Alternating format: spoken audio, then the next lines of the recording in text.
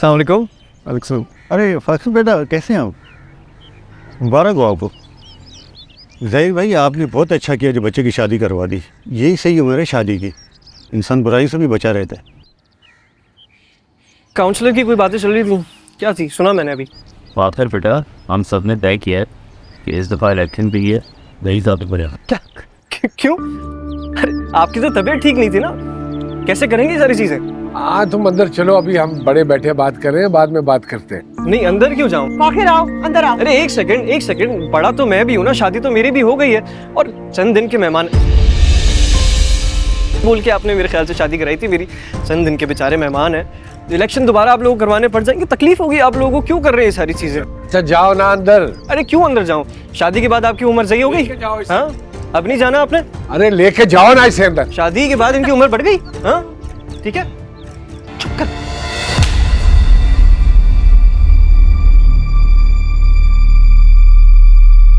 जुबान देखी है तुमने इसकी? ये किस तरह बात करता है मेरे साथ, एनी के साथ? जवान बेटा है, हाथ क्यों उठा रहे हैं आप उस पर? इसी दिन के लिए कहा था कि इसकी शादी मत करे, बच्चा है, नहीं उठा सकता है इन रिश्तों का बोझ। लेकिन यहाँ सुनता कौन है? अब चाहे मैं इसको समझा लूं। क्या समझाएंगी अम्मा आप मुझे? यही तो जवाब है आप लोग के पास, हाथ उठा दो औलाद पे।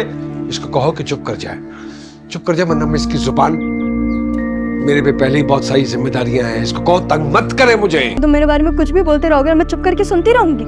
जब सुबह में तुम्हें मेरी वजह से डांट पिटी थी, मैंने तुम्हें सॉरी बोला था कि नहीं? बोला था ना?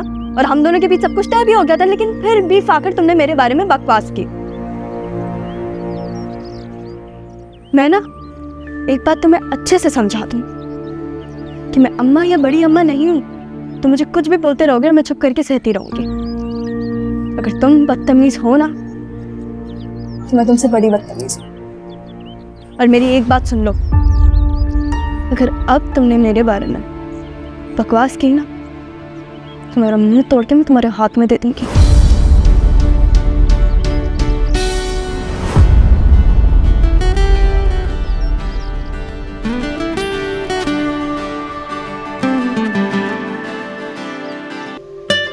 तुम दोनों फंस गए हैं आप, और मैं जानता हूँ तुम्हें भी मैं पसंद नहीं हूँ, लेकिन अब शादी हो गई है हमारी। बचपन में भी हम हमेशा एक दूसरे के राइवल रहे हैं और पार्टनर तो खैर कभी बने नहीं, लेकिन यहाँ पे अब लाइफ पार्टनर। कब तक हकीकत से भागेंगे हम? कभी ना कभी तो कबूल करना ही पड़ेगा ना। हमारी कभी नहीं बन सकती यार। बनती भी कैसे? इतने अजीब से हो तुम, और पहले भी थे। खुद को देखा तुमने? कितनी दफा तुम्हारी वजह से मुझे मार पड़ी है। हाँ तो क्या तुम्हारी वजह से मुझे अम्मी से डांटे नहीं पड़ी? तो उसकी इतनी बड़ी सजा कि मेरे सर पे आके बैठ जाओ, और वो भी हमेशा के लिए। मैं सजा दे रही हूँ या मुझे सजा मिल रही है? तुम जैसे डफर को मैं 2 मिनट ना बर्दाश्त करूँ, अब उसको पूरी जिंदगी करना पड़ेगा बर्दाश्त। और क्यों? सिर्फ और सिर्फ तुम्हारे अब्बा की वजह से। तो तुम्हारे अब्बा भी इनकार कर सकते थे ना, उनको हक नहीं है? उनको तो मुझसे जान छुड़ानी थी, फिक्र ही कहाँ है उनको मेरी। हाँ तो ऐसे अब्बा की बेटी होने की सजा भुगतो आप खुद, मैं क्या करूँ? उसे तुम तो सारे मजे कर लेते हो ना, दोस्तों के साथ भी बाहर चले जाते हो, वैसे भी बाहर चले जाते हो। जिंदगी तो मेरी पत्नी है ना, कुछ भी पहले जैसा नहीं रहा।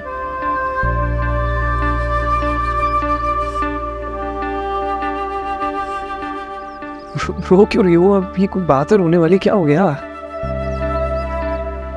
अच्छा सोचो, अब कल को तुम्हें कोई अजीब सा शकी खूंखार किस्म का शौहर लंबी लंबी मूंछों वाला मिल जाता हो, फिर क्या करती?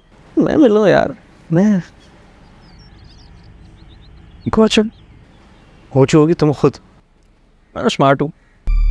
हाँ बल्कि उस हवाले से भी बात हो रही थी। अरे वाह। तो भाई फिर कब तक इरादा है हमारी रकम देने का? अरे बेटा, रकम थोड़ी सी बड़ी है तो थोड़ा बहुत वक्त लगेगा। कितना वक्त? सायका रकम बड़ी है, सुना खर्चा बहुत हो गया भाई साहब का शादी के सिलसिले में, वक्त लगेगा। हम समझते हैं, लेकिन हम बस थोड़ी सी रकम मांग रहे हैं अपने हिस्से में से। कौन सा हिस्सा? क्या मतलब कौन सा हिस्सा? इस घर में, कारोबार में हमारा भी हिस्सा बनता है। अरे बेटा, घर बिकेगा तो तब हिस्सा होगा ना। कारोबार भाई साहब का है, अब्बा का नहीं है। तो फाखिर का और भाई साहब का हक है। हबीब, तुम मत बोलो, हमें नहीं पता भाई। बस हम थोड़ी सी तो रकम मांग रहे हैं अपने हिस्से में से, और जब घर बिकेगा तब देख लेंगे। फराज साहब, आप भी तो कुछ बोले। अरे नहीं, मुझे भाई बहनों के मामलों से दूर रखो, मैं क्या कहूँ।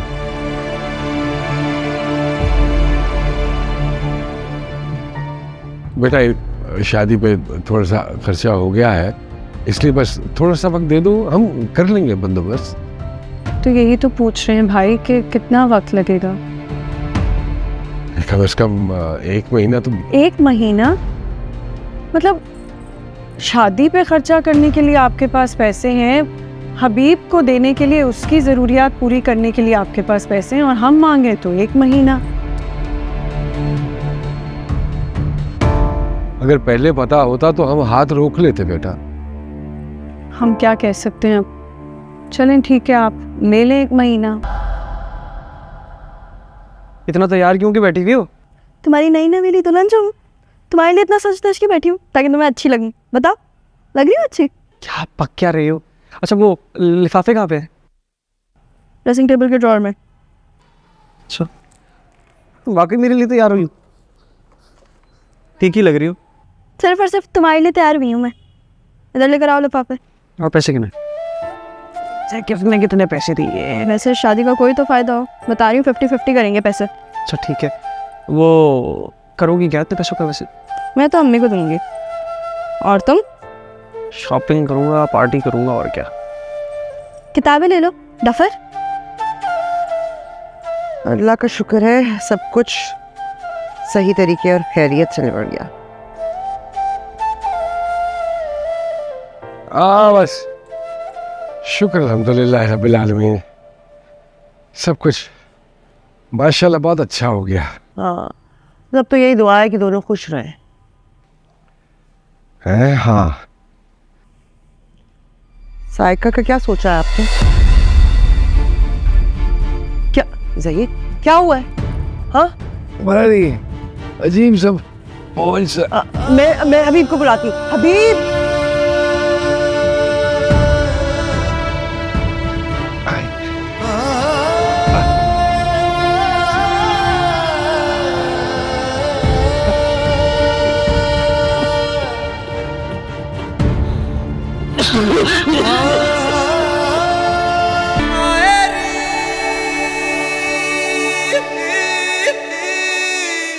कच्ची कच्ची टहनियों को आंधियां क्यों तोड़ती है, क्यों ये लहरें कश्तियों को बेसहारा छोड़ती है। छोटी उम्रों के ये बंधन रोग बन जाते हैं काहे, क्यों ये किरणें रोशनी की काले बादल ओढ़ती है। अब तो ये हाल है, हर पल सवाल है, देखा न था सोचा न था ऐसा मलाल है। कांटों पे सो गई क्यों तेरी जिंदगी, हर फर्श पर आदर्श पर जीना महाल है।